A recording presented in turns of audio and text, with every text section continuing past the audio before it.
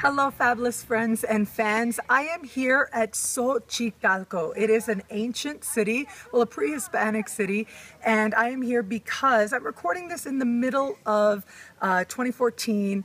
I am here as part of the Anastrome amazing astrology conference celebrating the best astrologers in Mexico. I am here with them, which is incredible in and of itself, talking to some of them about the symbolism here and the connection that the people of this land had an understanding of the sky, and they really formed their architecture around this understanding of these very sacred energies, and I'm here to explore that and to celebrate that with you. I am your host, Nadiya Shah. This is Synchronicity, and this is your moment of synchronicity. I am Lina Burman, and I am an astrologer. I would like to introduce you to this beautiful place in Xochicalco, and you are here in our ceremonial, ancestral, most ancient and most special place in Morelos. I think this could be a representation of the feminine, and the other structure over there, which is almost the same size and almost the same shape. I think that this could represent the masculine, and the center could be represented, I guess, by the moon, because it's all painted in white and it has some kind of codex. Something is written in this ancient ancestral hieroglyphics. And over here, the very big pyramid, I think it could represent the sun very well, because ancient cultures always mentioned how the sun is the source of all the light and the life and the well-being of everybody. So I think this could be the sun pyramid. Let's go see it. I'm here now on the other side of the Great Pyramid. Now, it was very common for these ancient cities to have a Great Pyramid, and it was also very common for this pyramid, or the pyramids, to have some connection to the sun, especially in this part of the world where it really was the equinox that was celebrated as representative of balance, and the sun, of course, in various cultures, the giver of life. So right here we have the tomb. Now, the thing is, we can't actually go into this particular tomb, but the great thing is we have a great view, and it is in the tombs that some of the most important leaders would have been buried, and this would be a way to deitize them and to essentially turn them into gods, to bring their bodies and make them part of these amazing structures that represented something really sacred. This is a Temazcal. It's the finest of spas in the pre-Hispanic world.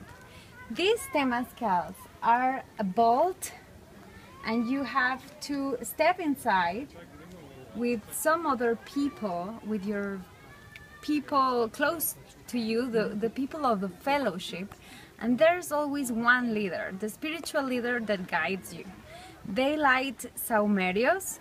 This is built with a lot of aromatherapy, with herbs, like, for example, incense, and inside there's all these vapors and all this beautiful environment in the dark, where you have to follow the steps of going inwards, like in a journey to yourself, and the guide has all this power and authority to guide you through this whole process. And after you finish, you will also feel detoxified in your body, more balanced, and all those fears that you could have irrationally, of course, because fear has to do with irrational, they disappear. They suddenly start fading away.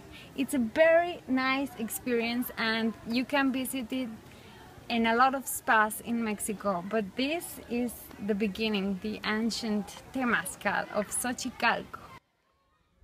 I am here now at the Serpent Plaza, and this is really incredible. One of the most really well kept sites that I've seen in a while. Really, really beautiful and so rich and so intricate, some of the work here. And really, serpents are a very common theme that we see in the pre-Hispanic world in these ancient cities, and mainly because these serpents represent the priests.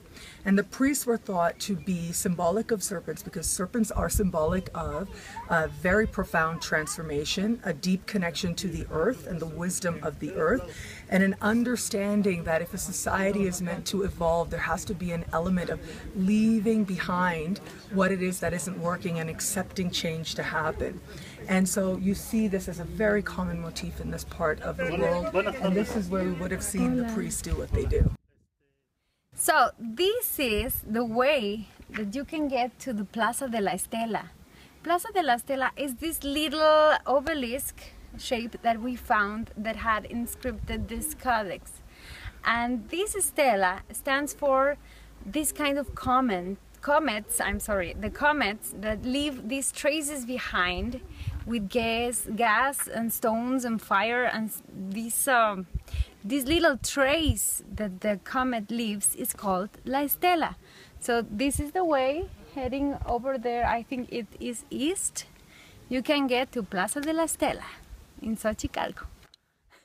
I'm here now at the observatory, and actually there is a cave. It's actually an artificial cave, and it is in the middle of May that it is used to observe the zenith passage of the sun. That is when the sun is at its highest point in the sky, and a very special phenomenon takes place right here. But of course it is an observatory, which means that it has a celestial connection, and it was used to observe celestial phenomenon.